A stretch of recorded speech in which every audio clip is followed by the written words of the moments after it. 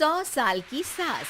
अरे मम्मी जी, थोड़ा उम्र के हिसाब से काम किया करो। कहीं कुछ हो गया तो लोग बोलेंगे बहू ने बूढ़ी सास का ध्यान नहीं रखा।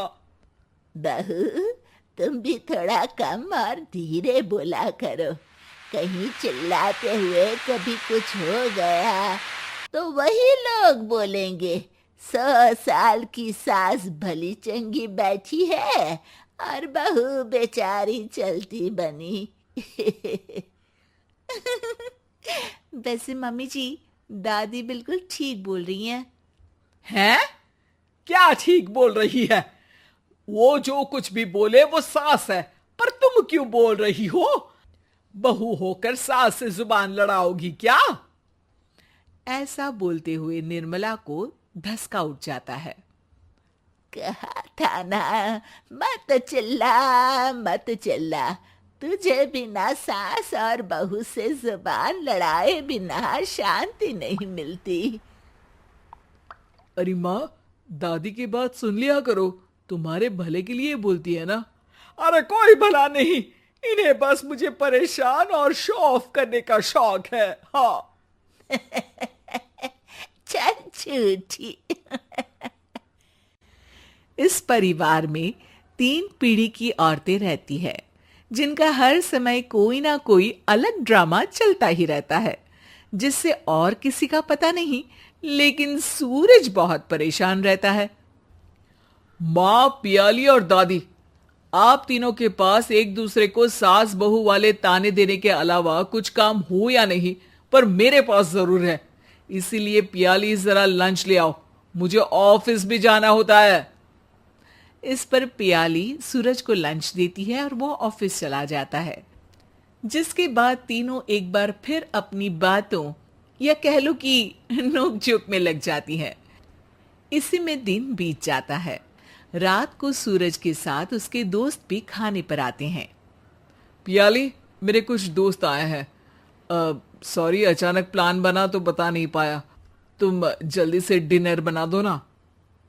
अरे वाह रे, आलसी माँ की आलसी बेटी।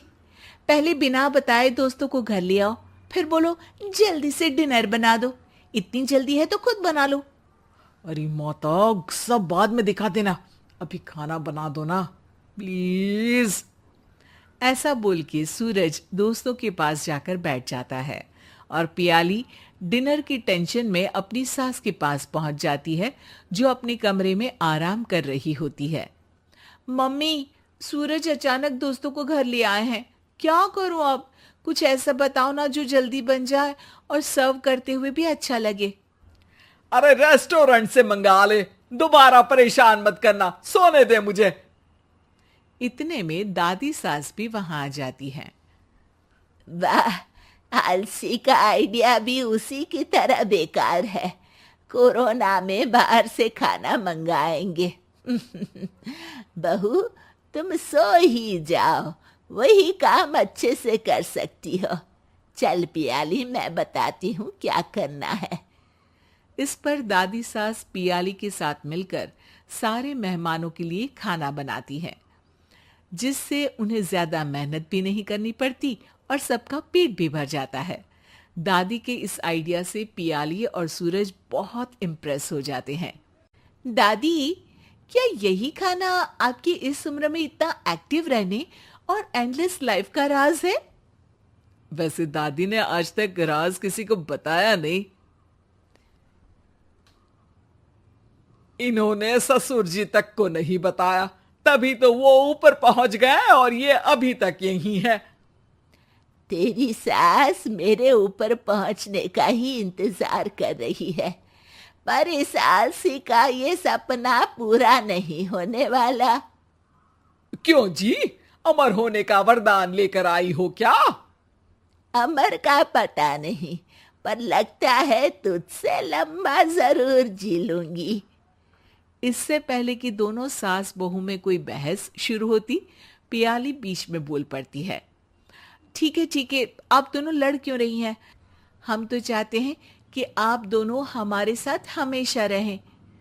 पियाली की बातों पर दोनों शांत हो जाते हैं और उनकी लाइफ पहले जैसे चलने लगती है, जहां दादी सुबह जल्दी उठकर कुछ न कुछ काम करते हुए पूरा दिन बिताती है, तो वहीं निर्मला और पियाली लेट उठने से लेकर धीरे धीरे आलस में काम करना और जब मर्जी सो जाने से अपना दिन बिताती हैं।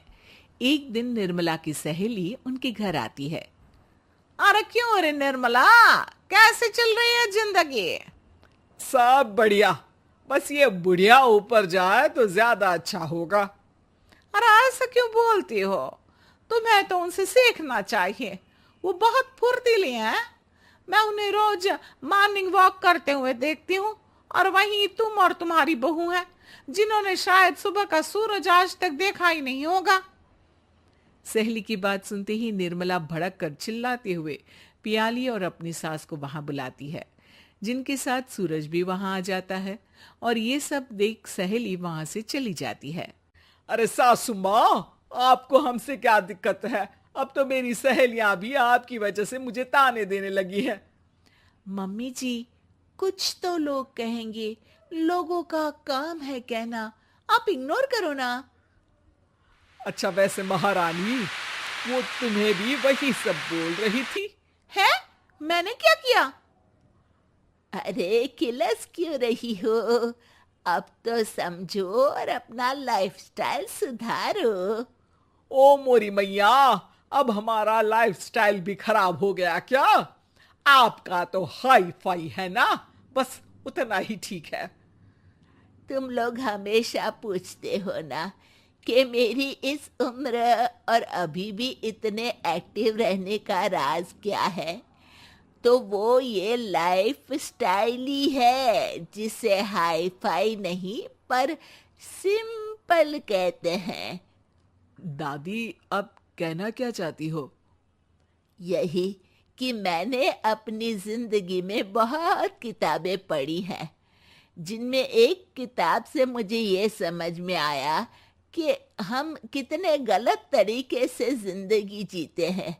उसी के बाद मैंने एक अच्छे जीवन के लिए इकिगाई रूल अपनाया, जिसका मकसद तो सिर्फ अच्छा जीवन जीना था। इतना लंबा कैसे जी गई मुझे खुद अचंभा होता है। ओह, तो मतलब आप मुझे परेशान नहीं करती थी? वो तो आप करती हैं। वैसे ये इकिगाई क्या है? थोड़ी रिसर्च खुद भी कर लो आलसियों, सब मैं ही बता दूं क्या?